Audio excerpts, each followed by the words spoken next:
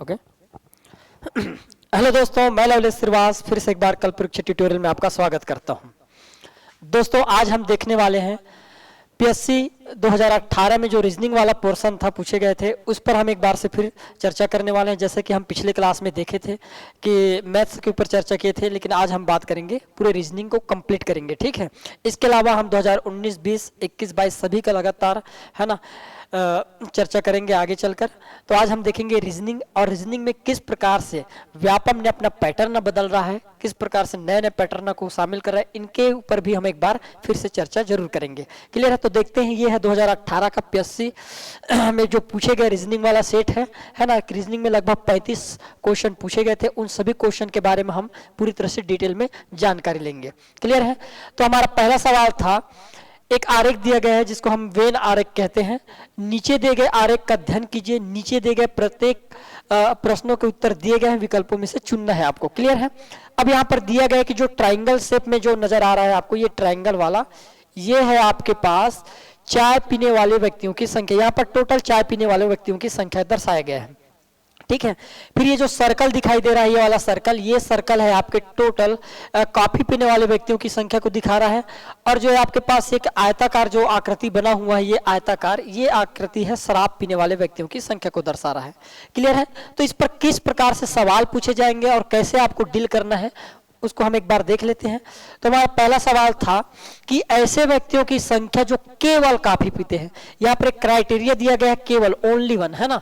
सिर्फ कॉफी पीने वाले को ही बताना है, ना तो उसमें आप चाय पीने वाले को इन्वॉल्व कर सकते हैं और ना ही आप शराब पीने वाले को इन्वॉल्व कर सकते हैं। केवल ऐसे व्यक्ति को ही चुनना है जो सिर्फ और सिर्फ क्या पीते हैं, वो भी केवल कॉफी पीते हैं। अब हमारे पास है केवल कॉफी। कॉफी में कौन सा आएगा? सर्कल। तो सर्कल में हम देखेंगे कि ये 15, 7, 20, 30 और 25 से सभी डाटा है कॉफी पीने वालों के। लेकिन ये 15 ट्राइंगल के अंतर्गत भी आ रहा है सर्कल। हमको ऐसे डाटा उठाना है जो केवल सर्कल में हो, ना कि त्रिभुज में हो और ना ही किस में हो, आयत के अंतर्गत आए। तो कौन कौन से डाटा है, कौन कौन से अंक है जो केवल सर्कल में दिखाई दे रहा है और हमको ट्राइंगल और आयत में नहीं दिखाई दे रहा है, मतलब उनको छोड़ना है कुल मिलाकर। तो हम कहेंगे 20 सर्कल मतलब इन आकृतियों के बाहर है, और ये 25 जो केवल और केवल किस में है, सर्कल में है। तो हम कह सकते हैं कि केवल कॉफी पीने वालों की संख्या 20 और 25 को जोड़ेंगे तो कितना हो जाएगा? 45। तो कॉफी पीने वालों की जो संख्या है वो हमारा क्या हो जाएगा? 45 हो जाएगा। तो आपका राइट आंसर क्या हो जाएगा? ऑप्शन नंबर बी आपका क्या हो जाएगा? इज द राइट आंसर हो जाएगा। क्लियर है? आगे बढ़ते हैं नेक्स्ट सवाल की ओर। जैसे नेक्स्ट सवाल में, ऐसे व्यक्तियों की संख्या जो चाय और कॉफी दोनों पीते हैं, है ना। ऐसे व्यक्तियों की संख्या को बताना है जो चाय भी पीते हैं और कॉफी भी पीते हैं, मतलब दोनों पीने वालों की संख्या को निकालना है। तो हम कहेंगे भाई जो चाय पीते हैं और कॉफी पीते हैं उनकी संख्या निकालना है। तो चाय है आपके ट्रायंगल वाले में और कॉफी है आपके सर्कल, मतलब चाय मतलब ट्रायंगल और सर्कल के अंतर्गत अंदर में, है ना, दोनों में आना चाहिए। एक तो ट्रायंगल में भी होना चाहिए और एक सर्कल में भी होना चाहिए। जो दोनों में हो वही होगा चाय और कॉफी दोनों पीने वालों की संख्या। तो हम कहेंगे कि भाई ये देखो यहाँ पर आपके पास ये आपके एक सर्कल बना है जिसमें 15 है और 7। ये 15 और 7 ऐसे हैं जो किस किस में है, सर्कल में भी दिखाई दे रहा है और आपके ट्रायंगल में भी दिखाई दे रहा है। लेकिन जो 15 है ये किस में भी है, आयत में भी आ रहा है। तो हमको तो केवल किसको वो लेना है? चाय और कॉफी पीने वालों को लेना है। एक क्राइटेरिया देना था लेकिन यहाँ पर इतना ही है। तो हम कह सकते हैं 7 जो है, जो केवल आपको किस में दिखाई दे रहा है, एक तो सर्कल में भी है और ट्रायंगल में भी है। मतलब मैं ये कह सकता हूँ कि चाय और कॉफी दोनों पीने वाले व्यक्तियों की संख्या जो होगा 7 होगा। लेकिन यदि हम कहेंगे तीनों की बात करेंगे तो बाद में देखेंगे, अभी तो हम केवल दोनों के बारे में बात करें तो 7 व्यक्ति ऐसे हैं जो चाय भी पीते हैं और क्या पीते हैं? कॉफी पीते हैं। तो आपका राइट आंसर हो जाएगा ऑप्शन नंबर ए, आपका क्या हो जाएगा? तो राइट आंसर हो जाएगा। क्लियर है? नेक्स्ट सवाल की ओर बढ़ते हैं। अब देखिएगा नेक्स्ट सवाल, ऐसे व्यक्तियों की संख्या जो चाय, कॉफी और शराब सभी पीते हैं। अब आपको वेन ग्राम में देखना है, वेन डायग्राम में, कि जो सभी में हो, मतलब ट्रायंगल में भी हो जो डायग्राम, जो अंक, जो सर्कल में भी हो और जो रेक्टेंगल मतलब आयत में भी हो, जो तीनों में हो उसको लेना है। तो हम कहेंगे तीनों में क्या क्या है आपके पास? केवल और केवल क्या है? 15। ये जो 15 है आपके पास, ये 15 जो दिखाई दे रहा है ये किस में है? सर्कल में भी है, ट्रायंगल में भी है और रेक्टेंगल में भी है। तो आपका राइट आंसर क्या हो जाएगा? 15 जो होगा वो आपका राइट आंसर हो जाएगा। ऑप्शन नंबर ए आपका क्या हो जाएगा? इसका राइट आंसर हो जाएगा। क्लियर है? आगे बढ़ते हैं। नेक्स्ट सवाल क्या है? अब हमको एक निर्देश दिया गया है, निर्देश में पढ़ना है आपको कि एक कथन और एक निर्देश दिया गया है और एक कथन दिया गया है, ठीक है। और उस कथन के बाद हमारे पास दो तर्क रखा गया है कि ये तर्क हो सकते हैं। इन्हीं तर्कों को है ना, आपको इस तर्कों पर थोड़ा विचार विमर्श करना है। उसके बाद आपको बताना है कि क्या कथन सही है क्या नहीं है। ये आपको बताना है कि कौन सा तर्क सही होगा, कौन सा तर्क गलत होगा। इनके ऊपर थोड़ा सा डिटेल में जानकारी कर लेते हैं, ठीक है। अब कथन है हमारे पास, क्या भारत में सभी आयु की महिलाओं और लड़कियों के लिए पूरी शिक्षा मुफ्त कर दी जानी चाहिए, बोला गया है। अब हमारा पहला तर्क कहता है कि नहीं, यह हमारे वर्तमान सामाजिक ढांचे को कमजोर कर देगा, बोल रहा है। अब भाई एक चीज बताओ, यदि शिक्षा मुफ्त करेंगे तो क्या हमारे सामाजिक ढांचा पूरी तरह से है ना कमजोर हो जाएगा? क्या ऐसा लग रहा है? बिल्कुल गलत। तो हम कहेंगे कि तर्क जो है न्याय संगत नहीं है, पहले तर्क के अनुसार। दूसरा, हाँ, भारतीय महिलाओं के गौरव को वापस लाने का यही एकमात्र तरीका है। यहाँ पर एक शब्द यूज हुआ है, एकमात्र। जब भी आपको कथन जैसे इस टाइप के जब सवाल आए, एकमात्र, केवल, है ना, या प्रत्येक, इस टाइप के जो शब्द आते हैं, ये केवल क्या इंडिकेट करते हैं? इसके अलावा कोई और रास्ता नहीं है कि गौरव को वापस लाने के लिए। तो ऐसा है क्या? ये तो बिल्कुल गलत बात है। कई रास्ते हैं हमारे पास कि गौरव को वापस लाने के लिए, लेकिन यहाँ पर सिर्फ इंडिकेट कर रहा है कि सिर्फ हम शिक्षा को मुक्त करके ही अपने गौरव को वापस ला सकते हैं। तो ये गलत है, इसलिए तर्क दूसरा भी न्याय संगत नहीं है। तो आपका राइट आंसर क्या हो जाएगा? ना तो तर्क 1 और ना ही तर्क 2 मजबूत है। तो आपका राइट आंसर हो जाएगा ऑप्शन नंबर डी, क्या है आपका राइट आंसर हो जाएगा। क्लियर है? आगे बढ़ते हैं। अब दिया गया है, निम्नलिखित में से कौन सा बेमेल है, बोला गया है। आपको तारीख दिया गया है, एक है आपके पास 12 जनवरी, फिर 23 जनवरी, फिर 30 जनवरी, फिर 5 सितंबर और फिर 14 नवंबर दिया गया है। आपको बताना है कौन सा डाटा यहाँ से गड़बड़ है। तो हम कहेंगे, एक तो कई तरीके हो सकते हैं रीजनिंग में तर्क लगाने का, आपके कई प्रकार से तरीका हो सकता है। जैसे हम कहेंगे 12 जनवरी जो होता है ये स्वामी विवेकानंद के जन्म दिवस पर मनाया जाता है, युवा दिवस, ठीक है, ये युवा दिवस है। 23 जनवरी को एक्चुअल में पराक्रम दिवस मनाया जाता है, पराक्रम दिवस, ठीक है, पराक्रम दिवस मनाया जाता है 23 जनवरी को। युवा दिवस मनाया जाता है आपके 12 जनवरी को। 30 जनवरी को मनाया जाता है महात्मा गांधी के शहीद दिवस, महात्मा गांधी के शहीद होने पर शहीद दिवस मनाया जाता है। 5 सितंबर को मनाया जाता है बाल गंगाधर तिलक के पर आधारित शिक्षक दिवस, और 14 नवंबर को मनाया जाता है बाल दिवस मनाया जाता है। अब हमको एक चीज समझ आ गई, ये विवेकानंद से रिलेटेड है। ये बाल दिवस आप ये जो 23 जनवरी पराक्रम दिवस है, 30 जनवरी जो है महात्मा गांधी के है ना शहादत दिवस पर शहीद दिवस मनाया जाता है। उसी प्रकार 5 सितंबर को शिक्षक दिवस मनाया जाता है और 14 नवंबर को बाल दिवस मनाया जाता है। तो हमारे लिए क्या यहाँ पर अलग लग रहा है? आपको विषम क्या लग रहा है? पराक्रम दिवस, है ना, पराक्रम दिवस अलग है। यहाँ पर ये जितने भी आपके बाकी दिवस है ये किसी न किसी महापुरुष के है ना जन्म या उनके शहीद दिवस पर आधारित, लेकिन पराक्रम दिवस अलग है। तो आपका राइट आंसर क्या हो जाएगा? ऑप्शन नंबर ए जो होगा आपका इसका राइट आंसर हो जाएगा। ये बेमेल है। क्लियर है? आगे बढ़ते हैं।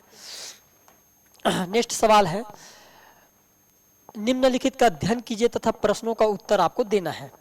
पहला सवाल है, ऐसे कितने प्रतीक हैं? यहाँ पर अक्षर भी है, आपको अक्षर समूह दिखा रहा है, JY ये अल्फाबेट के अक्षर है। बराबर 2 जो है ये अंक वाला अक्षर है आपके, और जैसे बराबर है ये आपके पास यूरो है, ये समानुपात का, फिर ये डॉलर का है। तो ये जो अंक है ये चिन्ह को दर्शा रहा है। क्लियर है? अब हमको पहला सवाल ये है कि ऐसे कितने प्रतीक हैं जिनमें प्रत्येक के बाद में एक संख्या या प्रत्येक से पहले एक अक्षर, एक तो देखो ध्यान से पढ़ना है, प्रत्येक के बाद एक संख्या आना चाहिए या तो प्रत्येक से पहले एक अक्षर आता है। प्रतीक के बारे में चल रहा है ना, किंतु दोनों को बस नहीं लेना है हमको, ठीक है। तो हमारे पास पहला चीज देखेंगे प्रतीक, ये प्रतीक है हमारे पास। अब बोला गया कितने प्रतीक है जिनमें प्रत्येक के बाद में एक संख्या, तो ये प्रतीक है पहला प्रतीक, यहाँ पर मैं रेड से लिख रहा हूं। पहला प्रतीक है आपके पास बराबर, और बराबर के बाद एक अक्षर है ना कि अंक, संख्या नहीं है। और उससे पहले क्या है? पहले एक अक्षर आता है, तो अक्षर नहीं है बल्कि ये अंक है, तो ये पहला राइट है। दूसरा देखते हैं, ये भी एक प्रतीक है ना, तो ये भी नहीं होगा, ये तो सही है। ये जो प्रतीक है इसके पहले क्या आता है, एक अक्षर आता है, इसलिए ये वाला गड़बड़ हो जाएगा। फिर हमारे पास समानुपाती है, इससे पहले और एक बाद में अक्षर आता है, ये प्रतीक गलत हो जाएगा। फिर आगे देखेंगे हमारे पास एक और प्रतीक है। अब देखो यहाँ पर बाद में अक्षर है और पहले अंक है, तो ये वाला आपका राइट हो जाएगा। फिर उसी प्रकार यहाँ पर पहले अक्षर आता है, ये आपका गलत हो जाएगा। क्लियर। उसी प्रकार यहाँ पर एक क्या आता है, अक्षर और बाद में अंक आ रहा है। देखो इनमें देखो, बाद में अंक आ रहा है, पहले अक्षर, बाद में अंक आ रहा है, फिर पहले अक्षर, तो आपका राइट आंसर क्या हो जाएगा, ये भी हो जाएगा। तो कितने अंक होंगे ऐसे, तो हम कहेंगे 3 ऐसे अंक हैं जिनके पहले अक्षर, यहाँ पर बोला गया ना पहले अक्षर आता है लेकिन पहले अक्षर नहीं आता। कितने ऐसे अंक चिन्ह हैं जिनके अक्षर, तो हम कहेंगे 3 ऐसे चिन्ह हैं जिनके पहले कोई भी अक्षर नहीं आता और बाद में कोई भी अंक नहीं आता। तो कितने हैं, एक तो बराबर के पहले अक्षर अंक आ जा रहा है, उसी प्रकार डॉलर के पहले भी अंक आ जा रहा है, उसी प्रकार है जो है आपके पास उसके पहले भी अंक आ जा रहा है। तो टोटल कितने ऐसे प्रतीक है, तो टोटल 3 प्रतीक है, आपका राइट आंसर हो जाएगा। क्लियर। आगे बढ़ते हैं, इसको ध्यान से हल करना है ना। फिर दिया गया है, जैसे एक अंक दिया गया है 2y फिर s, उसको लिखा गया है ED और यूरो से उसी प्रकार संबंधित है जैसे PHK से। अब हमारे पास जो सीरीज है उसको उठा लेते हैं। अब हमारे पास जो सीरीज है इसको एक बार मैं इरेज कर दे रहा हूँ, ठीक है, या इसको रहने देते हैं। अब यहीं पर बात कर लेते हैं, J फिर Y फिर 2 फिर बराबर है, फिर उसके बाद S फिर यूरो है, फिर उसके बाद D है, फिर उसके बाद E है, फिर G फिर M फिर समानुपात फिर 7 फिर डॉलर, फिर उसके बाद HP। बहुत लंबा हो जाएगा क्या, इसको हटाते हैं, ऐसे ही देख लेते हैं। अब हम देखेंगे कि जैसे यहाँ पर है हमारे पास लिखना था 2YJ, अब 2 पहले लिखा गया, फिर उसके बाद फिर उसके बाद J लिखा गया, और इसको क्या दर्शाया जा रहा है, दर्शा रहा है यहाँ पर, अब ध्यान से देखना जी, है ना। 2YS को क्या लिखा गया है, तो हम कहेंगे भाई कि 2YS को एक्चुअल में लिखा जा रहा है E फिर D फिर उसके बाद लिखा जा रहा है यूरो से। अब ध्यान से देखना, ED और यूरो से लिख रहे हैं, तो हम कहेंगे ये हमारे पास है 2YS, 2 के बाद हमने 2 को पहले लिखे यहाँ से, उसके बाद Y को लिखे, फिर उसके बाद J को लिखे। क्लियर है। अब इसको क्या लिख रहा है, पहले E को लिखा गया है, यहाँ से बात करते हैं, ये वाला पोर्शन, उसके बाद D को लिखा गया है, उसके बाद आपके यूरो को लिखा गया है, यही है ना। तो हम क्या करते हैं नेक्स्ट सवाल में, अब हमको लिखना है PHK को आप कैसे लिख सकते हो। तो हमारे पास जो सवाल होंगे, कहाँ चले गए, PHK है ना। अब हमको लिखना है PHK को, तो PH को हम कैसे लिख सकते हैं, हमारे पास है ये P फिर H और फिर एक को छोड़ा है, जैसे हमने 2Y उसके बाद S लिए थे ना, S है, ये J नहीं होगा, S होगा, ये S है, 2 फिर Y फिर उसके बाद बराबर के चिन्ह को छोड़कर S लिए, एक अंक छोड़कर, मतलब एक चिन्ह छोड़कर लिए थे। उसी प्रकार पहले P लिखे, फिर H, फिर एक अंक छोड़कर हमने क्या उठा लिए, K। तो उसी प्रकार अब हम क्या करेंगे, सबसे पहले @ को उठाएंगे, उसके बाद B को उठाएंगे और फिर उसके बाद किसको उठा लेंगे, L को।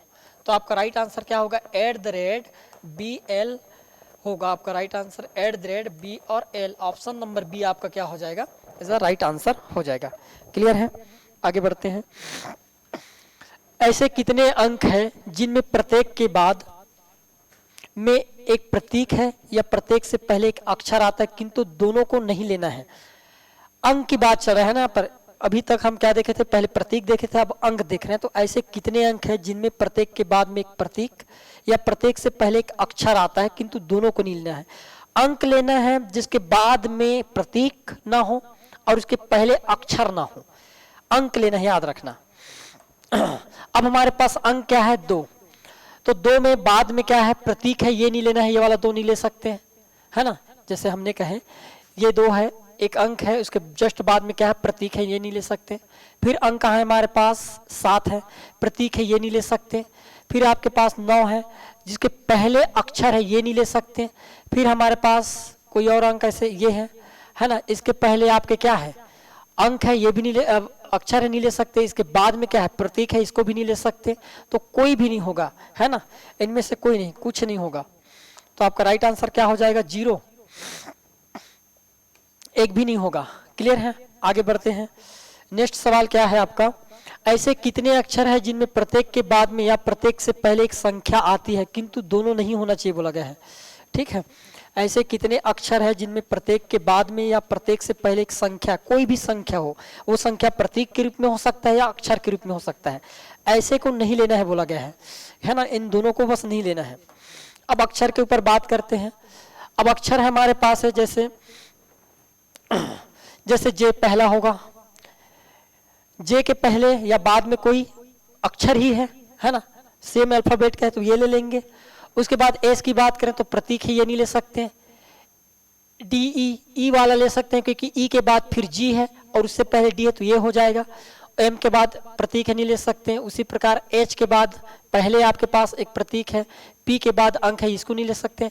एल बी में एल को ले सकते हैं, यहाँ पर @w को नहीं सकते, क्यू को नहीं ले सकते, और यहाँ पर सी डी को नहीं ले सकते, है ना। और यहाँ पर कितने होंगे, और कोई यहाँ पर जी को भी लेंगे, ई और जी दोनों को, तो कितने होंगे 1 2 3 और टोटल 4।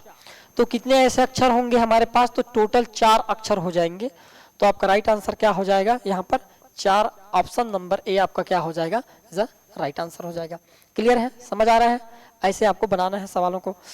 आगे बढ़ते हैं। यहाँ पर बोला गया कि ऐसे कितने अक्षर है जिनमें प्रत्येक के बाद में या प्रत्येक से पहले, ये तो हो गए क्या, ये तो हुआ 4 हुआ ना, ऑप्शन नंबर है। यहाँ पर इस व्यवस्था में अंग्रेजी के कितने अंक है बोला गया है, तो कितने अंक है काउंट कर लेते हैं अपन।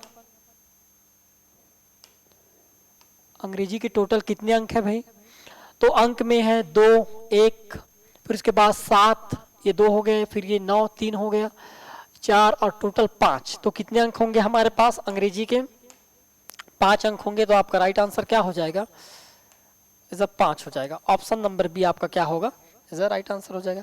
क्लियर है, आगे बढ़ते हैं नेक्स्ट सवाल की ओर। कुछ देशों की मुद्राओं को कितने प्रतीक प्रदर्शित करते हैं। अब आपको मुद्रा के बारे में पता होना चाहिए, है ना। अब यहाँ पर जो भी आपको डाटा दिया गया है, एक दिया गया है बराबर, बराबर का चिन्ह, फिर एक दिया गया है यहाँ पर यूरो का चिन्ह, फिर एक दिया गया है यहाँ पर समानुपात का चिन्ह, फिर एक दिया गया है यहाँ पर डॉलर का चिन्ह, फिर उसके बाद @ दिया गया है, फिर उसके बाद दिया गया है हेस, फिर उसके बाद दिया गया है ये वाला सी वाला। ठीक, अब हमको पता है कि बराबर किसी भी देश की मुद्रा को नहीं दर्शाता। यूरो जो है ये यूरोप के जो कंट्री है वहां पर चलता है, यूरो का प्रचलन है। डॉलर अमेरिका, ऑस्ट्रेलिया, कनाडा जैसे देशों पर प्रचलित है, तो ये सही है। @ नहीं है कोई रुपए पर, ये भी हेस नहीं है, और नहीं ये वाला है। तो कितने देशों की मुद्रा को यहाँ पर लिया गया है, तो हम कहेंगे 2 देशों की मुद्रा को लिया गया है। तो आपका राइट आंसर हो जाएगा 2। क्या हो जाएगा, ऑप्शन नंबर सी आपका राइट आंसर हो जाएगा। क्लियर है, आगे बढ़ते हैं। अब जैसे अब सवाल है, निम्नलिखित वर्ग श्रेणी में लुप्त अक्षर क्रम में है, उसको ज्ञात करना है। हम लिख लेते हैं सबसे पहले बी, सबसे पहले बी, फिर उसके बाद गेप है, फिर उसके बाद फिर गेप, फिर उसके बाद एच है, फिर उसके बाद जे, फिर गेप, फिर एन, फिर गेप, फिर उसके बाद आर, फिर उसके बाद टी है। ठीक, अब आप ध्यान से समझना इस टाइप के सवाल को कैसे बनाएंगे। कई तरीके हो सकते हैं ना बनाने के। आपको पता है आर 18 नंबर का है और टी होता है 20 नंबर का, मतलब कितने का वृद्धि हो रहा है, प्रत्येक में 2 का वृद्धि। यहाँ पर एच होता है 8 नंबर का और जे होता है 10 नंबर का, यहाँ पर भी 2 बढ़ा है। आप देख पा रहे हो, तुरंत समझना है ना, इतना टाइम नहीं लेना है आपको कि बहुत ज्यादा टाइम ले, ऐसा नहीं है ना। हमने देखे कि 8 से 10 हुआ और 18 से 20 हुआ, इसका मतलब मैं समझ गया कि सभी जितने भी अंक होंगे वो 2-2 के अंतर से क्या होंगे, बढ़ते जाएंगे बढ़ते जाएंगे। बी होता है 2 नंबर का, तो उसके बाद 4 अंक होना चाहिए क्या, उसके बाद 6 होना चाहिए, फिर 8, फिर 10, फिर 12, और फिर उसके बाद होना चाहिए 14, और फिर होना चाहिए क्या 16। क्या सेम है, 2 4 6 8 10 12 14 16 18 और 20 हो गया। अब हम यहाँ से आसानी से लिख सकते हैं क्या, है ना भाई। 4 नंबर पर होता है डी, 6 नंबर पर होता है आपके पास एफ, उसके बाद होता है 12 नंबर पर होता है के, और 16 नंबर पे होता है आपके पास पी। तो कौन कौन से हमने अंक ले लिए, डी, फिर एफ, फिर के और फिर उसके बाद पी। तो डी एफ के पी जो है के 11 हो जाएगा, क्या एल होगा, एल सॉरी 12 नंबर पर होता है एल, तो यहाँ पर क्या हो जाएगा L, D F L P, D F L P option number D होगा आपका राइट आंसर। क्लियर। तो इस टाइप से आपको सवालों को बनाना है, बहुत कम समय बनाना है और आसानी से बनाना है। क्लियर। आगे बढ़ते हैं। निम्नलिखित आकृति में से कौन बिना पेंसिल उठाए तथा बिना रेखा को दोहराए खींची जा सकती है। तो लॉजिकल सवाल हो गया है ना। आप कई बार प्रैक्टिस करना पेनों पर, है ना, कॉपी उठाना और पेन में ऐसे बना बना कर देखना कि ऐसे कौन से आकृति है जिसको आप बिना पेन उठाए बना। कई बार आप व्हाट्सएप वगैरह में भी देखे होंगे, है ना, रील्स चलाते हो ना इंस्टाग्राम वगैरह पर, यहाँ पर आपको इस टाइप से देखने को मिलता है ना। तो हम देखेंगे पहला आकृति देख लेते हैं। पहला आकृति ट्रायंगल। ट्रायंगल की बात करते हैं, क्या हम इसको बिना पेन उठाए बना सकते हैं। तो मैं ट्राई कर लेता हूं। जैसे यहां से स्टार्ट करेंगे, ऐसा खींचे, दोहराना नहीं है ना यहां पर, ये तो बिल्कुल ये तो बिना उठाए और किसी को दोहराए बिना हम बना सकते हैं, तो हमारा ये सही है। क्लियर। दूसरा ट्रायंगल की बात करते हैं, इसको कैसे बना सकते हैं अपन। यदि इसकी बात करें तो इसको हम बना सकते हैं, ऐसे कर लेते हैं, ऐसे, फिर ऐसे, फिर ऐसे, फिर ऐसे, फिर दोहराने लगा है ना। तो ये जो है ऑप्शन बी नहीं बन पाएगा। ऑप्शन ए तो बन रहा है ना। ट्रायंगल इसको बना सकते हैं, इसको बनाना संभव नहीं लग रहा है। ठीक है, इसको ट्राई करते हैं। अब इसको कैसे बना सकते हैं अपन, ये वाले की बात करें, है ना, इसकी बात करें तो इसको हम कैसे बना सकते हैं।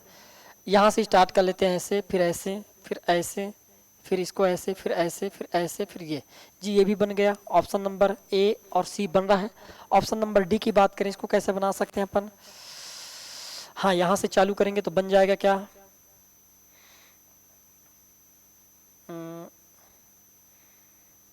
ऐसे करें, यहां से यहां तक खींचे, फिर यहां पर गए, ठीक है, फिर इसको यहां तक खींच लेते हैं, फिर यहां तक, फिर यहां तक और फिर यहां तक, ये यहां तक जुड़ा हुआ है ना। तो इस डायग्राम को भी बनाया जा सकता है, ऑप्शन नंबर डी को भी बना सकता है। मतलब हम 3 डायग्राम को बना पा रहे हैं। पहला ऑप्शन ए को, ऑप्शन सी को और ऑप्शन डी को बना सकते हैं, लेकिन बी नहीं बन रहा है। तो हमारा राइट ऑप्शन क्या हो जाएगा, केवल ए और सी नहीं, केवल बी और डी, केवल ए और बी, केवल ए, सी और डी। तो ऑप्शन नंबर डी आपका क्या हो जाएगा, इज अ राइट आंसर हो जाएगा। क्लियर है। आगे बढ़ते हैं। अब दिया गया है, ये भी एक प्रकार का वेन डायग्राम ही है। निम्नलिखित आरेखों में से जिला, राज्य और देश को कौन सा वेन आरेख दर्शाता है। ये बहुत आसान है। ठीक है, हम सभी को पता है कि एक देश जो है सभी चीज को रखता है अपने अंदर। ठीक है, भारत देश की बात करें तो भारत देश है ये पूरा, और भारत देश में छत्तीसगढ़, है ना, एक हिस्सा है जो भारत देश के अंदर आता है। हमने राज्य को रख दी, ये देश हो गया आपके पास, ये पूरा देश है इंडिया, है ना। उसके अंदर हमने रख दिया सीजी को, छत्तीसगढ़ के, और सीजी के अंदर कोई भी ग्राम रख सकते हैं तो ग्राम रख दिया। तो कौन सा आरेख दर्शाया जा सकता है, ये विलेज है आपके पास। तो कौन सा वेन डायग्राम बनाया जा सकता है इससे, तो हम कहेंगे ऑप्शन नंबर डी, चौथा वेन डायग्राम बनाया जा सकता है। क्लियर। आगे बढ़ते हैं। 1 और 2 बजे के बीच घड़ी की दोनों सुइयां आपस में किस समय पर मिलेगी। अब आपको एक डायग्राम बना देता हूं मैं, ध्यान से देखना। सुई कब मिलते हैं ये दिया गया है, आपको पता है कि ये 12 होता है ना। मैं ऐसे शॉर्टकट में बना रहा हूँ, 3, 6 और ये होता है 9। इनके बीच भी 2-2 टाइम होते हैं ऐसे, ठीक, ये होते हैं। अब हमको पता है कि जब 2 सुई, घड़ी के जो दोनों सुई आपस में मिलेंगे, मतलब उनके बीच जो कोण बनेगा वो कितनी डिग्री का हो जाएगा, 0 डिग्री का कोण हो जाएगा। क्लियर, मानते हो। उनके बीच डिफरेंट 0 हो जाएगा क्योंकि वो फ्लैश हो जाएंगे। मतलब मैंने कहा डिग्री की बात करें, कहीं भी संपाती होगा 1 बजे और 2 बजे के बीच, ये आपके पास मिनट वाला कांटा हो गया, और ये हो गया आपके पास आवर वाला, इसको रेट से दर्शा रहा हूँ। तो जब संपाती होंगे तो उनके बीच का जो डिफरेंट होगा वो 0 डिग्री का हो जाएगा। और जब भी संपाती होते हैं तो उसके ज्ञात करने का साधारण तरीका होता है मिनट प्लस मिनट अपान 11। इस फार्मूला को रख दो, आपका आंसर आ जाएगा। अब बोला गया है 1 और 2 बजे के बीच, जब 1 और 2 बजे के बीच बात करेंगे तो कांटा कहां से स्टार्ट होगा, 1 और 2 बजे के बीच होगा मिनट का कांटा। ठीक, 1 और 2 बजे के बीच, तो बेस किसको लेना है, हमेशा सामने वाले को लेना है 1 को। तो एक पर यदि मिनट का कांटा होगा तो कितने मिनट को शो अप करेगा, 5 मिनट को शो अप करेगा। तो हम मिनट के जगह शुरू में 5 रखेंगे, फिर 5/11 पर ये क्या हो जाएगा, समपाती हो जाएगा। मतलब मैं कह सकता हूं कि 1:05 सही 5/11 बजे क्या हो जाएगा, एक दूसरे से समपाती हो जाएगा, चिपक जाएगा, एक दूसरे के ऊपर ओवरलैप कर जाएगा। तो ऑप्शन नंबर हो जाएगा बी आपका is a right answer. Clear है, आगे बढ़ते हैं। निम्न को पूरा कीजिए बोला गया है, ठीक है।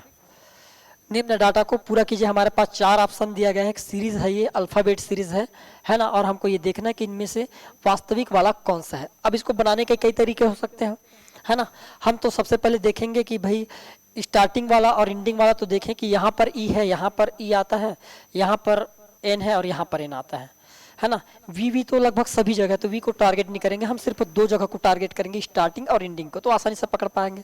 अब यहाँ पर दिया गया है वाई 25 नंबर पर होता है, 5 कम करने पर 20 नंबर, टी आएगा 5 अंक कम करने पर -5। उसी प्रकार टी में 5 कम करेंगे तो आपके पास ओ मिल जाएगा। उसी प्रकार फिर 5 कम करेंगे तो, है ना, आपके पास 10 जे आ जाएगा, ठीक है। उसी प्रकार फिर 5 कम करेंगे तो क्या आ जाएगा आपके पास, ई होता है। तो आपका ई वाला सही है, तो ये भी ई हो सकता है, ये भी हो सकता है, इतना क्लियर है। क्लियर, तो क्या आएगा यहाँ पर, इसकी जगह ई आ जाएगा, ठीक। अब उसके बाद वी होता है 22 नंबर, 2 कम किए हो गया कितना, टी हो गया। टी में 2 कम करने पर 18 होगा, क्योंकि 20 में 2 कम करने पर 18, और आर की जो न्यूमेरिक वैल्यू होता है एक्चुअल में 18 होता है। उसके बाद फिर 2 करेंगे 18 में तो 16, और 16 का होता है पी। फिर 2 कम करेंगे तो क्या होगा, तो भाई 16 में 2 कम करेंगे तो 14, और 14 का न्यूमेरिक होता है एन। क्या होता है, एन। तो हमको क्या टारगेट करना है, केवल ई और एन को। तो ई यहाँ पर है और एन भी यहाँ पर है, तो आपका राइट आंसर क्या हो जाएगा, option number C is the right answer हो जाएगा। क्लियर है, आगे बढ़ते हैं। एक महीने में सभी शनिवार एवं रविवार को छुट्टियां रहती हैं। यदि महीना जनवरी का है तो उस महीने कुल कितनी छुट्टियां होगी, ये पूछा गया है, ठीक है। अब एक महीने में 31 जनवरी का जो महीना होता है एक्चुअल में 31 दिन का ही होता है, ठीक है, हमको पता है 31 दिन का होता है। अब हम इतना जानते हैं, यदि जो भी दिन 1 तारीख को स्टार्ट होगा, 1 जनवरी को जो स्टार्ट होगा, जो भी दिन की बात करें, जो दिन 1 जनवरी को स्टार्ट होगा वो 31 तक लगभग 5 बार पड़ेगा। 2 जनवरी को स्टार्ट होने वाला लगभग कितने बार पड़ेगा, वो दिन जो है वो भी आपको 5 बार देखने को मिलेगा, ठीक है। 7 1 7 ऐसा कर सकते हैं ना भाई। 3 तारीख का क्या होगा, 3 7 10, फिर 17, फिर आपके पास 24 और फिर 7 31 होता है। तो आपको 3 जनवरी वाला दिन भी कितने बार देखने को मिल सकता है, 5 बार देख सकता है, 5 बार। उसके बाद यदि कोई दिन 4 जनवरी 5 जनवरी 6 जनवरी और 7 जनवरी को स्टार्ट हो रहा होगा, तो मैं ये कह सकता हूं कि सप्ताह के 4 दिन जो है, सप्ताह के 4 दिन 4 दिन ही पड़ने वाले हैं, ठीक है। अब हमको यहाँ पर ये नहीं बताया गया है कि किस दिन से मतलब स्टार्ट हो रहा है। जनवरी का महीना तो है, क्लियर है इतना, है ना, जनवरी का महीना है, लेकिन यहाँ पर ये क्लियर नहीं है कि स्टार्ट कौन से दिन से हो रहा है, सोमवार से हो रहा है, मंगल से हो रहा है, बुधवार से, कैसे जानेंगे। तो हम कह सकते हैं कि यहाँ पर जानकारी अधूरी है, क्लियर नहीं है, ठीक है। यदि मैं कहूँगा सोमवार से स्टार्ट हो रहा है तो मैं कह सकता हूँ कि भाई शनिवार और रविवार 8 बार पड़ेंगे। लेकिन मैं ये कहूँ कि मान लो रविवार से स्टार्ट हो रहा है जनवरी, तब जनवरी में रविवार 5 बार पड़ेगा और शनिवार भी 5 बार पड़ेगा, तो उस हिसाब से आपका 10 वाला आंसर हो जाएगा। तो यहाँ पर हम कहेंगे कि डाटा सफिशिएंट नहीं है। तो डाटा जब सफिशिएंट नहीं है तो हमारा आंसर क्या हो जाएगा, ऑप्शन नंबर डी, कि भाई जानकारी पूरी तरह से अधूरी है। क्लियर, आगे समझ में। या मैं ये कह रहा था, देखो फिर 4 जनवरी से जो भी दिन स्टार्ट होगा वो पड़ेगा 4 बार, इधर हर 4 बार पड़ेगा। जितने भी दिन होंगे बाकी सप्ताह के 4 दिन वो 4 बार पड़ेंगे, लेकिन जो 3 दिन होते हैं वो 5 दिन पड़ते हैं, इतना याद रखना। स्टार्टिंग के केवल 3 दिन 5 बार पड़ेगा और बाकी जो दिन होंगे वो 4 पड़ेगा। तो हम क्लियर नहीं है कि दिन को मतलब किस दिन से स्टार्ट हुआ है, इस आधार पर हम जानकारी नहीं निकाल सकते। क्लियर, आगे बढ़ते हैं। अब निश्चित कूट दिया है, एक कूट भाषा में है ना, कूट दिया है, आपको पहचानना है। जैसे पिट, डरना, का अर्थ होता है यू आर गुड, डा टोक पा का अर्थ होता है गुड एंड बैड, और तथा टीम ना टोक का अर्थ होता है दे आर बैड। ठीक है, अब हमारे पास पहला सवाल क्या है कि भाई इस भाषा में दे के लिए किस कोड का प्रयोग किया गया है, आपको उस कोड का मान बताना है जो दे के लिए यूज किया गया है। तो हमारे पास तरीका क्या होता है, देखो यहां पर हमको दे वाला निकालना है और दे कहां पर है, यहां पर। ठीक है, तो आर और बेड दोनों को भी निकालना पड़ेगा। तो हम कहेंगे कि सभी जगह जो कॉमन होता है उन चीजों को टारगेट किया जाता है। जैसे मैं सबसे पहले टारगेट करूंगा, यहां पर बेड है, यहां पर भी बेड है। ठीक है, तो इन दोनों में कॉमन क्या है, डा टोक पे और टीना ना टोक। तो यहां पर मैं कह सकता हूं कि जो ये टोक यूज हुआ है, टॉक, ये टोक होगा किसके लिए, बेड के लिए यूज होगा। मैंने बेड के लिए यूज कर दिया, क्लियर है। अब हम बात करते हैं इन दोनों में ऊपर वाले पेट डालना और टीम नाटो के लिए। तो यहाँ पर यू आर गुड है और यहाँ पर दे आर बेड है। तो यहाँ पर आर दोनों जगह कॉमन हो गया क्या, यहाँ पर आर है और यहाँ पर भी आर है, तो दोनों में कॉमन क्या है, तो हम कहेंगे कि इन दोनों में कॉमन है एन ए, ना बोल सकते इसको ना, ये दोनों कॉमन है। तो दे के लिए कौन सा यूज हो रहा है आपके पास, तो दे के लिए हो रहा है टीम। तो आपका राइट आंसर क्या हो जाएगा, ऑप्शन नंबर सी जो होगा वो आपका राइट आंसर हो जाएगा। क्लियर है दोस्तों, ठीक, आगे बढ़ते हैं। उपयुक्त प्रश्न का उत्तर ज्ञात करने के लिए निम्नलिखित में से किस कथन को हटाया जा सकता है। यह बोला जा रहा है कि यदि आपके पास 3 कथन है हमारे पास, है ना, दे को ही लिखना है आपको, दे का ही मान लो कोड वर्ड ज्ञात करना है, लेकिन किसको हटा दें तो भी हम ज्ञात कर सकते हैं। ऐसा है तो भाई आर इससे लिंक है तो इसको तो हटा नहीं सकते, पहले वाले कथन को तो नहीं हटाया जा सकता क्योंकि यहाँ पर आर है, यहाँ पर भी आर है, तो संभव नहीं है। ठीक, यहाँ पर बेड है, यहाँ पर बेड है, तो इसको भी हटा नहीं जा सकता, तो इसको तो हटा ही नहीं सकते अपन, क्योंकि यही नहीं रहेगा तो आप निकालोगे क्या। इसलिए हम कह सकते हैं कि भाई तीनों के तीनों यहाँ पर गलत हो जाए, मतलब तीनों को हम नहीं हटा सकते। तो ओनली एक ये गलत है, ओनली 2 को ये गलत है, आइदर 1 और 2, है ना,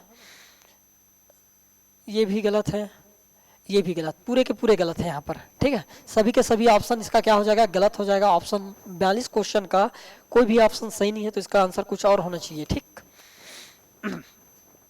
आगे बढ़ते हैं। प्राची ने ए स्थान से चलकर पूर्व की तरफ, ये है डायरेक्शन टेस्ट वाला जो पोर्शन होता है रीजनिंग का, उसके बारे में बताया गया है। प्राची ने ए स्थान से चलकर पूर्व की तरफ बी स्थान तक 10 फीट की दूरी तय की, ध्यान समझना। तब वह दाईं तरफ मुड़ी और 3 फीट चली, फिर से वह दाईं तरफ मुड़ी और 14 फीट चली, वह स्थान से अब कितनी दूरी पर ही पूछा गया है। हम मान लेते हैं एक सवाल, ये सवाल को ऐसे बना लेते हैं डायग्राम से कि ये भाई ये स्थान होगा, यहाँ से प्राची जो है पूर्व की तरफ चलती है, ये पूर्व की, पूर्व जानते हो ना, हमेशा याद रखना ऐसे बनाया जाता है, ये पूर्व होता है, ये आपके पास उत्तर होता है, ये पश्चिम होता है और ये होता है दक्षिण। तो पूर्व की ओर कितनी फीट चल जाती है, 10 फीट। चलो हम लिख देते हैं कि भाई 10 फीट चलती है, 10 फीट चलती है। तब वह दाईं ओर, अब जब ऐसे चलोगे आप याद रखना अपने दाईं हाथ ही ओर मुड़ना है। जैसे मान लो ये पूर्व की ओर चल रहा हूं तो दाईं हाथ कौन सा तरफ है, ये वाला हाथ है मेरा, तो ऐसे मुड़ूंगा मैं। तो हम मुड़ेंगे तो कैसे मुड़ सकते हैं, और कितने फीट, 3 फीट। ठीक, ओके। उसके बाद अब मेरा मुंह इस साइड आ गया है, अब फिर से मुझे दाएं मुड़ना है, तो दाएं किस साइड मुड़ूंगा, इस साइड। तो मैं इस साइड चल दिया और इस बार कितना चल दिया मैं, टोटल 13 फीट। कितनी फीट चले गया, 13। अब मैं ये कह सकता हूँ कि यदि ये इनके बीच का जो गैप है डिफरेंट है 3 फीट का, तो यहाँ से भी डिफरेंट कितना होगा, ये भी 3 फीट होगा क्या, है ना, 3 फीट होगा। यहाँ से यहाँ तक टोटल 13 है ना, इस बिंदु से यहाँ तक टोटल 13 है, तो मैं कह सकता हूँ कि ये तो 10 है, तो यहाँ तक 10 होगा, तो शेष कितना हो जाएगा, ये 3 फीट हो जाएगा। सॉरी 14 चला है क्या, सॉरी 14 चलना है, 14 चलना है, 14 है ना, तो यहाँ तक 14, तो ये कितना हो जाएगा, 4 फीट। अब आपको पता है कि ये 4 फीट हो गया, ये 3 फीट, हमको ये वाला दूरी ज्ञात करना है। तो आपको पाइथागोरस प्रमेय नजर आ रहा होगा, पाइथागोरस प्रमेय हमको पता है कि 3 और 4 का जो ट्रिपलेट होता है वो क्या होता है, 5 हो जाता है, होता है। 3 और 4 का ट्रिपलेट पता ही होना चाहिए, ट्रिपलेट बहुत जरूरी है, आपका मैथ्स में भी काम आएगा। जितने भी आपके पास है ना 2D 3D वाले जो पोर्शन होते हैं वहां पर ट्रिपलेट का अपना बहुत ही महत्व होता है। कई बार तो 4th वाला भी निकालना पड़ता है, उसका भी अपना एक तरीका होता है बनाने का। तो ये यदि पता है आपको तो बहुत कम समय में आप कैलकुलेट कर सकते हो, ना कि यहाँ पर पाइथागोरस प्रमेय लगाओगे, बल्कि ट्रिपलेट। तो 3 और 4 का ट्रिपलेट हमेशा याद रखना 5 होता है, तो याद हो आंसर कितना हो जाएगा, 5 फीट आपका राइट आंसर हो जाएगा। क्लियर, आगे बढ़ते हैं। यदि 5 जनवरी 2012 को सोमवार था तो 31 मार्च 2013 को कौन सा है? सबसे पहले हमको ये जान लेना है कि यदि 5 जनवरी 2012 को क्या है? सोमवार। ये जो 2012 है ये लीप वर्ष है। लीप वर्ष ऐसा वर्ष होता है जो 4 से पूरी तरह से कट जाता है ना, उसको क्या कहते हैं? लीप वर्ष कहते हैं। तो भाई ये 2012 पूरी तरह से 4 से कट जाएगा, मतलब ये लीप वर्ष है। लीप वर्ष होने का मतलब ये है कि यहाँ पर जो फरवरी होगा वो 28 का नहीं होगा बल्कि 29 दिन का होगा। अब मुझे डाटा दिया गया है कि भाई 5 जनवरी को 2012 को कौन सा दिन है? इस साइड बना रहा हूं, है ना, इस साइड बना रहा हूं। 5 जनवरी 2012 को दिन है आपके पास सोमवार, ठीक। और हमको ज्ञात करना है क्या? 31 मार्च 2013 का दिन। तो मैं ये निकाल लेता हूं कि भाई मैं 31 मार्च तक चले जाता हूं। 5 जनवरी से यदि मैं 31 मार्च तक गया, 2012 की ही बात करें तो कौन सा दिन होगा ये निकाल लेते हैं तो ज्यादा आसान रहेगा, है ना, गणना करने में। तो मैं कहूंगा कि जनवरी जो होता है हमेशा 31 दिन का होता है, 31 का दिन का 5 दिन हो गया तो बचे कितने दिन? तो हम कहेंगे जनवरी के फिर 26 दिन लेना पड़ेगा। चूंकि लीप वर्ष होने के कारण जो फरवरी होगा वो 28 के बजाय हो जाएगा 29 दिन का, तो पूरे 29 का 29। और मार्च का पूरा 31 है कि 13 है? 31 है ना, 31 है यहाँ पर, 31 मार्च तक का 31 दिन लेना है। तो 31 ले लेते हैं, जोड़ने पर क्या होगा? तो ये हो गया आपके पास 60, 60 और 26 कितना हो जाएगा आपके पास? टोटल 86। और 86 को हमको देना है 7 से भाग, तो आप कहोगे 7 एक कम 7, एक बचा हो गया 16 और 7 दूनी 14, मतलब आप 12 सत्ते कितना होता है? 84। तो रिमाइंडर बचा कितना? 2 दिन, मतलब 2 दिन बढ़ जाएगा। सोमवार के बाद मंगलवार और मंगलवार के बाद पड़ेगा आपका बुधवार। तो मैं ये कह सकता हूं कि 31 मार्च 2012 को कौन सा दिन होने वाला है? तो होगा बुधवार। अब आपको पता है कि जब 31 मार्च एक साल जब आगे बढ़ते हो तो दिन एक दिन बढ़ता है, केवल कितने दिन बढ़ता है? एक दिन बढ़ जाता है। तो अब होगा 31 मार्च के 2012 के बाद जब हम 13 में जाएंगे तो बुधवार में एक दिन बढ़ जाएगा, मतलब दिन कौन सा होने वाला है? गुरुवार। कौन सा दिन हो जाएगा? गुरुवार ही आपका क्या होगा? इज द राइट आंसर हो जाएगा। ऑप्शन में आपके पास रविवार, सोमवार, मंगलवार नहीं दिया है, तो इसलिए आपका राइट आंसर क्या हो जाएगा? ऑप्शन नंबर डी आपका is the correct answer. Clear है दोस्तों? आगे बढ़ते हैं। यहां अंक दिया गया है। ए का अर्थ प्लस होता है, डी का अर्थ भाग होता है, पी का अर्थ गुणा और एस का अर्थ घटाना होता है। तो इतने का अंक ज्ञात करना है। अब हमारे पास जो डिजिट है मैं लिख दे रहा हूं 68, फिर ए, फिर उसके बाद दिया गया है 48, फिर डी, फिर उसके बाद 2, फिर एस, फिर उसके बाद 8, फिर पी और फिर दिया गया है 10, ठीक। अब हमको पता है कि भाई ए का अर्थ होता है जोड़ना, तो ए का अर्थ लिख देंगे, यहां पर हम जोड़ का चिन्ह लगा देंगे, ठीक है। उसके बाद डी का अर्थ होता है भाग, यहां पर हम लगा देंगे भाग का चिन्ह। उसके बाद दिया है एस, और एस का अर्थ होता है आपके पास घटाना, यहां पर घटा देंगे। और पी का अर्थ होता है गुणा, तो यहां पर कर देंगे गुणा का चिन्ह। अब आपको पता है बोर्ड मास का रूल से सबसे पहले भाग देते हैं, फिर गुणा करते हैं, फिर जोड़ते हैं और फिर घटाते हैं। तो सबसे पहले भाग देंगे, 2 एकम 2 और 24 दूनी कितना हो जाता है? 48। ये प्लस का चिन्ह है, 68 का 68 लिख देते हैं, माइनस, अब ये गुणा हो जाएगा क्या? 10 का गुणा 8 के साथ करेंगे तो कितना हो जाएगा? 80। क्लियर है?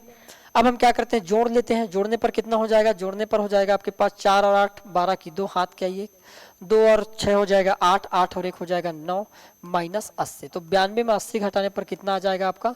12। तो 12 क्या हो जाएगा? ऑप्शन नंबर सी आपका is a right answer. Clear है? 4 विकल्प दिए गए हैं, एक को छोड़कर 3 में समानता है, तो भिन्न विकल्प का क्या लगाना है? आपको पता लगाना है। आपके पास 4 डाटा दिया गया है, एक तो होता है सुनना, फिर चढ़ना, तैरना और दौड़ना। ये सभी के सभी एक तो क्रिया ही है ना, क्रिया जानते हैं वर्ब्स फॉर्म में है। लेकिन चढ़ना, देखो चढ़ना दिया गया है, तैरना दिया है और दौड़ना दिया गया है। यहाँ पर काम क्या क्या करता है? आपके लॉजिक लगाने के कई तरीके हो सकते हैं, बताया मैं, है ना। रीजनिंग में ऐसा नहीं कि पर्टिकुलर एक ही तरीका हो, ऐसा बिल्कुल नहीं है। उसी प्रकार मैथ्स में भी वही रहता है कि पर्टिकुलर कुछ जरूरी नहीं कि एक ही तरीका हो, बेसिक रूल्स हो, फॉर्मूला ही लगाना है, ऐसा नहीं होता है ना। आप लॉजिकली भी हल कर सकते हो। चढ़ने में आपका हाथ पैर दोनों काम करता है बराबर। तैरते समय, है ना, कछुआ तो हो नहीं कि ऐसे तैरने लगोगे, उसमें भी हाथ पैर आपको क्या करना पड़ता है, हिलाना पड़ता है। दौड़ते समय भी आपको, है ना, हाथ पैर को क्या करना पड़ता है, चलाना पड़ता है। लेकिन सुनने में सिर्फ काम का काम होता है, किसका, कान का काम होता है। इसलिए आपका ऑड में कहा जाए तो ऑड क्या हो जाएगा आपके पास, सुनना जो है एक ऑड पार्ट है। आगे बढ़े। नेक्स्ट है आपके पास प्रश्नवाचक चिन्ह के स्थान पर सही संख्या चुनना है। आपको एक डाटा दिया गया है, आपको ध्यान से देखना है। 36, 4, 42, अंदर में है 12, 14, 35 और 30। 36 लाना है, ठीक ठीक। तो हम देखो यहाँ पर 30 और 12 में, 30 और 12 में अंतर करेंगे तो कितना होगा, तो 30 में 12 घटाएंगे तो हो जाएगा 18, और 18 का दुगना कितना होता है आपके पास, 36 होता है। उसी प्रकार हम करेंगे 12 और 14 में अंतर कितने का है, तो भाई 12 और 14 में अंतर 2 का है, इसको दुगना करेंगे तो कितना आ जाएगा आपके पास, 4, ये दिया गया है।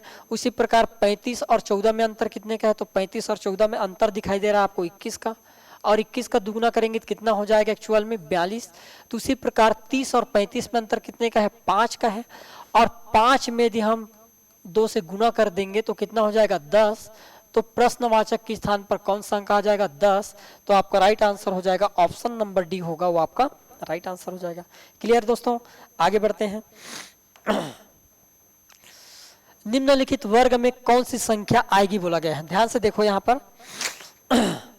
3, 2, 9, 4, 8, 81। देखो आप देख पा रहे हो कि भाई 2 का दुगना किया गया है तो कितना हो गया 4, फिर 4 का दुगना करेंगे तो 8, फिर 8 का दुगना किया गया 16। यहाँ पर सभी में दुगना चल रहा है, यहाँ पर सीरीज चल रहा है, दुगना करते जा रहे हैं। 3 का में 3 का गुना करेंगे तो कितना हो जाएगा 9, और 9 में 3 का गुना करेंगे तो कितना हो जाएगा, तो हम कहेंगे भाई 27। 27 में 3 का गुणा करेंगे तो कितना हो जाएगा आपके पास 81। तो प्रश्नवाचक के स्थान पर क्या हो जाएगा, ऑप्शन नंबर ए 27 आपका राइट आंसर हो जाएगा। क्लियर, आगे बढ़ते हैं। अब यहाँ पर दिया गया है निम्नलिखित कथनों पर विचार करना है। 2 कथन दिया हुआ है और दोनों पर आपको विचार करना है। पहला कथन है, एक दल के नेता के लिए दल के सदस्यों की सामर्थ्य और कमजोरियों के आकलन का कौशल आवश्यक है। बिल्कुल सही लग रहा है। एक जो दल का नेता होता है उसको पता होना चाहिए कि जो उनके साथीगण है उनमें उनके सामर्थ्य क्या है और उनकी कमजोरी क्या है। तो पहला जो तर्क है वो हमको बिल्कुल सही लग रहा है। दूसरा, एक दल के नेता के लिए व्यक्ति विशिष्ट लक्ष्य और दल के लिए सामान्य लक्ष्यों के निर्धारण का कौशल है ना, नेता वही होगा जो इनको फॉलो करेगा। तो दूसरा कथन भी आपका क्या है, सही है। तो ऑप्शन सी जो होगा 1 और 2 आपका क्या हो जाएगा, राइट हो जाएगा, ऑप्शन नंबर तीसरा। क्लियर, आगे बढ़ते हैं। निम्नलिखित में से कौन सा एक मार्गी संप्रेषण का उदाहरण है, केवल वन डायरेक्शन चलने वाला, है ना। संप्रेषण मतलब अपनी बात को दूसरी बात तक पहुंचाना, लेकिन केवल एक मार्ग में हो, दोनों मार्ग में नहीं होना चाहिए। एक मार्ग मतलब समझ रहे हो क्या होता है, सिर्फ मैं बोलूं, जैसे आप देख पा रहे हो अभी जो आप लाइव देख रहे हो उसमें आप देख पाओगे कि जो मैं बोल पा रहा हूं केवल उसी को आप ग्रहण कर पा रहे हो। आप जो बोलोगे उसको मैं नहीं सुन पा रहा हूं, सुन पा रहा हूं क्या, नहीं। लेकिन मैं जो बोल रहा हूं उसको आप आसानी से सुन पा रहे हो, तो ये क्या होगा, एक मार्ग होगा, है ना। केवल मैं ही बोले जा रहा हूं या मैं जो बात बोल रहा हूं उसी को आप सुन रहे हो, आपके बात को मैं नहीं सुन पा रहा हूं, तो ये क्या है, एक मार्ग है। लेकिन ऐसा कंडीशन आए, जो लाइव ऑफलाइन क्लास की बात करें, वहां की बात करते हैं, मैं बोल रहा हूं, बच्चे भी बोल रहे हैं, है ना, उनके बातों को मैं सुन रहा हूं, मेरे बात को वो सुन रहे हैं, तो वो क्या होगा, दोनों मार्ग वाला होगा। तो उसी में बोला गया है कौन सा एक मार्गी संप्रेषण का उदाहरण है, बोला गया है एक टेलीविजन दूरदर्शन। जब आप टीवी देखते हो, कोई भी चीज देखते हो, है ना, बाहुबली का पिक्चर लग गया, आप देखने लगे, है ना, तो आप देख पाओगे जो बाहुबली बोलेगा उसी को आप सुनोगे, है ना। आप जो बोलोगे उसको बाहुबली नहीं सुन पाएगा क्या, है ना, सुनेगा नहीं सुनेगा। तो ये क्या होगा, एक मार्गी का, बिल्कुल सही है। आगे बढ़ते हैं, एक कक्षा परिस्थिति। अब कक्षा में टीचर बच्चों को बताते हैं, है ना, सवाल बताते हैं, उसका सोल्यूशन बताते हैं और बच्चे उनसे डाउट भी पूछते हैं, तो ये दोनों मार्ग वाला होगा, ये नहीं हो सकता। एक सम्मेलन में बहुत सारे लोग होंगे, है ना, लोग अपना विचार रखेंगे, उसका निदान होगा, तो ये भी द्विमार्गी वाला है। किसी विषय पर बैठक में भी बहुत सारे लोग होंगे, आपस में वार्तालाप होगा, तो केवल एक मार्ग वाला जिसमें केवल मैं ही बोलूं ऐसी वाली हो, तो ऑप्शन क्या हो जाएगा, ऑप्शन नंबर ए आपका राइट आंसर हो जाएगा। क्लियर है, आगे बढ़ते हैं। अब यहां पर दिया गया है, ध्यान से पढ़ लेते हैं। अजय, अविनाश, अमित, आलोक, अरुण, अनिल और अखिल 7 मित्र हैं। वे अभियांत्रिकी की विभिन्न शाखाओं में यथा जैसे mechanical, chemical, electronics, computer science, सूचना प्रौद्योगिकी, बायोटेक और इलेक्ट्रिकल में पढ़ रहे हैं। अलग अलग डिपार्टमेंट में पढ़ रहे हैं, अलग अलग, है ना। ये क्रम में हो आवश्यक नहीं, ऐसा क्रम में रहे ऐसा भी जरूरी नहीं बोल रहा है। फिर इनमें से प्रत्येक निम्नलिखित में से एक खेल जरूर खेलता है, जैसे football, cricket, hockey, badminton, squash, volleyball और लॉन टेनिस खेलता है, परंतु ये भी क्रम में नहीं है। अनिल जो है हॉकी खेलता है, अनिल हॉकी खेलता है तथा ना तो वो इलेक्ट्रिकल और ना ही सूचना प्रौद्योगिकी का पढ़ता है, बोला गया है। अरुण जो है इलेक्ट्रॉनिक्स पढ़ता है और वॉलीबॉल खेलता है, ये बोला गया है। अजय बायोटेक पढ़ता है और फुटबॉल व स्क्वाश नहीं खेलता। जो केमिकल पढ़ता है वह क्रिकेट खेलता है और जो फुटबॉल खेलता है वह कंप्यूटर साइंस पढ़ता है। अनिल स्क्वाश खेलता है, अनिल स्क्वाश खेलता है, देखना है ना, अनिल स्क्वाश खेलता है। अभी हम एक चीज और पढ़े हैं कि अनिल जो है हॉकी खेलता है, अनिल हॉकी खेलता है लिखा गया है, तथा ना तो इलेक्ट्रिकल और ना ही सूचना प्रौद्योगिकी पढ़ता है।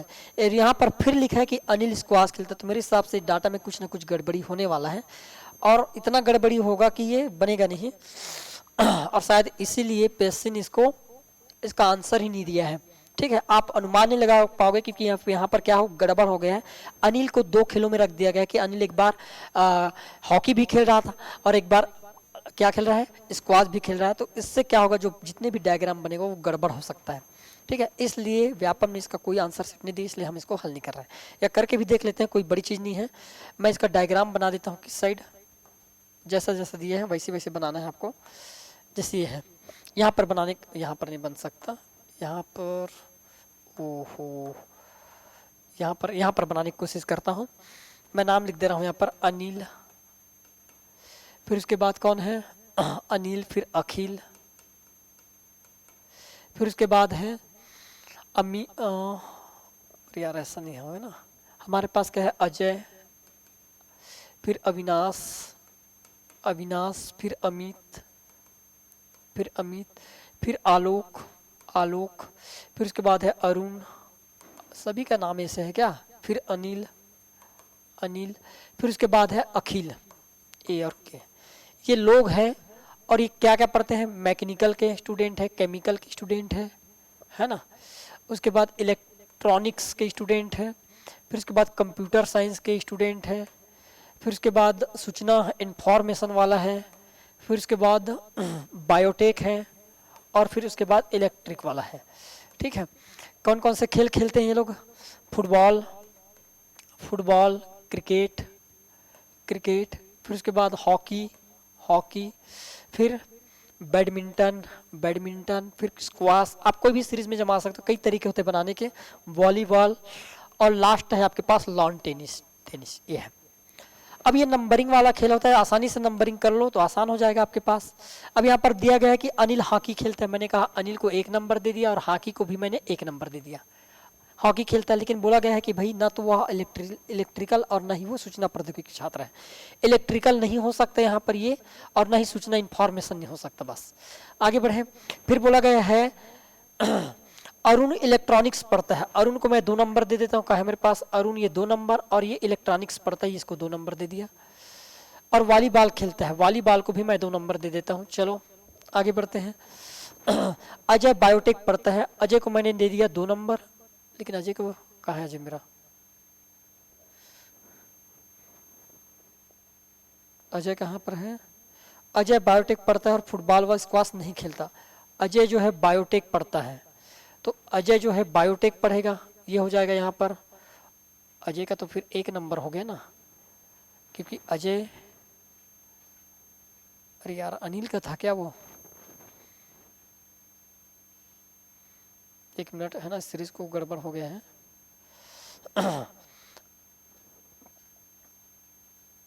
इसको मिटा देते हैं, ये अनिल को 1 नंबर करते हैं। अनिल हॉकी खेलता है, ठीक है, और वो किसका स्टूडेंट नहीं है, अनिल हॉकी खेलता है, ना तो इलेक्ट्रिकल इसका स्टूडेंट नहीं हो सकता और ना ही वो सूचना इंफॉर्मेशन इसके स्टूडेंट नहीं हो सकता। ठीक है, अजय पर आए हैं हम। अजय बायोटेक का स्टूडेंट है, अजय है आपके पास 3रा नंबर और ये बायोटेक का स्टूडेंट है, 3रा नंबर दे देते हैं। और फुटबॉल व स्क्वाश नहीं खेलता, ना तो यहाँ पर 3 नंबर हो सकता है और ना ही स्क्वैश यहाँ पर 3 नंबर हो सकता है। क्लियर। आगे बढ़ते हैं। जो फुटबॉल खेलता है वह कंप्यूटर साइंस पढ़ता है। फुटबॉल पढ़ता है वो कंप्यूटर 3 नंबर हुआ है, फुटबॉल खेलता है कंप्यूटर साइंस, इसको 4 नंबर देते हैं और ये 4 नंबर पर है फुटबॉल। क्लियर। साइंस पढ़ता है। अनिल स्क्वाश खेलता है। यहाँ पर गड़बड़ हो गया क्योंकि एक बार अनिल लिखा गया है और अनिल को दोबारा लिख रहे हैं, इसलिए डाटा क्या हो जाएगा, अनबैलेंस हो जाएगा। इस कारण से शायद, है ना, आयोग ने इसका आंसर नहीं दिया है, तो हम यहीं तक रुकते हैं, इसके आगे नहीं बढ़ेंगे क्योंकि ये डाटा अनमैच कर रहा है। ठीक है। इसके अलावा और कोई यहाँ पर सवाल, इतना ही सवाल दिया गया है क्योंकि यहाँ पर जो डाटा है वो अनमैच हो गया है। क्लियर है। ठीक, इसलिए हम इसको हल नहीं कर रहे हैं क्योंकि डाटा बार बार रिपीटेशन हो रहा है। वहीं पर अनिल को 2 बार ले लिया हॉकी में भी और 1 बार स्क्वाश में भी ले रहा है। क्लियर है। तो दोस्तों इस टाइप से आपको सवालों को डील करना है बहुत आसान तरीके से। कल हम देखेंगे, नेक्स्ट वीडियो में आप देख पाओगे 2019 के मैथ्स और रीजनिंग के कंप्लीट सोल्यूशन देखने को मिलेगा। फिर 2020, 21 और 22, है ना, एग्जाम के आते आते लगभग हम जितने भी अभी तक पीएससी द्वारा जो लिए गए हैं और जैसे जैसे अपना पैटर्न बदल रहा है उसी के हिसाब से हम सोल्यूशन भी देंगे। बहुत बहुत इंपॉर्टेंट और बहुत ही बता रहा हूँ ना, बहुत यूनिक तरीका रहेगा। नो फार्मूला कुछ भी नहीं, सिर्फ कॉन्सेप्ट के जरिए से आप गणित को कितना आसानी से बना सकते हो, उनके बारे में थोड़ा सा जानकारी लेंगे। क्लियर है दोस्तों, धन्यवाद।